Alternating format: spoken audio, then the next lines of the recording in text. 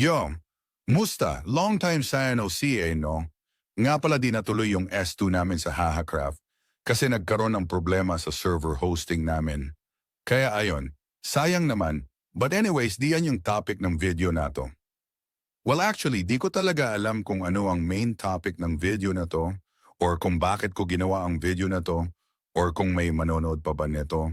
Basta gusto ko lang magkwento about sa buhay-buhay na medyo may pagka-rant na din siguro hahaha. Di ko alam kung ako lang ha, pero parang ang bilis ng takbo ng buhay no? Ewan ko ba parang kahapon lang, grade 8 lang ako. Tapos ngayon magiging college student na ako na hindi alam kung saan mag-aaral or kung anong course yung kukunin ko hahaha. Mukhang ang puberty hits diff talaga. Alam mo yon, di lang ako makapaniwala, share ko lang ha. Kasi I have a best friend dati, childhood friend to be exact. Babae siya, as in sobrang close namin dati. Pero nung lumipat sila ng bahay, syempre, madalang na lang kami magkita or mag-usap.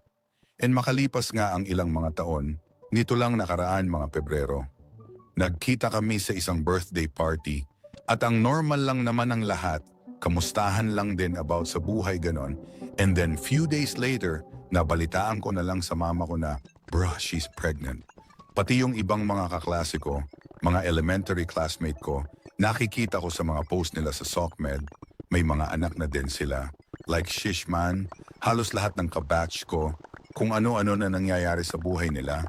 Yung iba kong kakilala, ayon stress na sa college. Yung iba may anak na. Tapos yung iba may trabaho na. Yung iba nagbibisyo na de joke lang ha ha ha ha. Tapos halos lahat din sila may mga boyfriend, girlfriend na. Or asawa, mga ganon. Tapos yun nga, busy na sila sa kanya-kanyang buhay nila. Tapos ako eto, tamang YouTube lang. Or anime. Tapos laro-laro lang din. ML, Minecraft, or Sword Art Online ganon. Tapos magmukmok maghapon. Kasi wala existing is exhausting, man. But anyways, back to the topic, like chill lang kayo pwede. Masyado kayong mabilis guys, or mabagal lang ako. Pero seryoso di sa naiinggit ako sa kanila, or hinihate ko yung situation nila.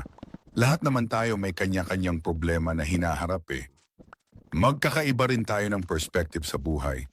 Sadyang di lang ako makapaniwala na parang kahapon lang, kasama ko sila maglaro, or kakopyahan ganon, tapos ngayon parang nasa real life na sila lumalaro. Tapos ako, di na alam ano nangyayari sa buhay. Ha ha ha.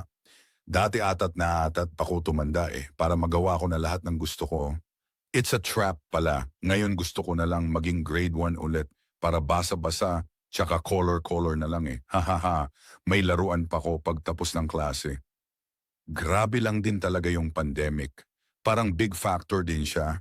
Lalo na sa akin, isipin mo yon dahil sa pandemic parang ang bilis lang sa akin nung 5 years. At saka dami ding binagong buhay ng pandemic. Isa ako sa mga buhay na patunay, grabe epekto ng pandemic sa buhay ko sa totoo lang. Nakakamiss lang din yung dati na ang babaw lang ng mga problema ko. Tipong papasok ba ako or hindi? Anong lalaruin ko sa com shop? Anong bibilhin kong chichirya sa piso ko? Mga assignments, projects, paano magpapasikat kay crush, iiyak kasi absent yung tropa mo. Mga ganun ba? Ngayon kasi yung mga problema grabehan walang awa. Parang di nauubos, di pa tapos yung ibang problema mo, meron na namang panibagong dadagdag Tapos palala lang ng palala, hahaha.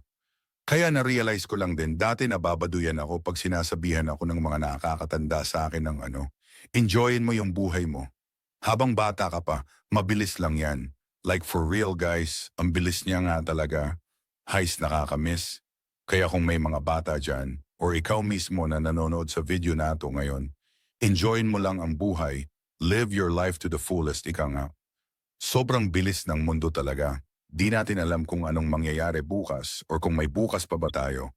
Pero sana ako wala ng bukas the joke, hahaha, stream lahat ng bukas by Cup of Joe.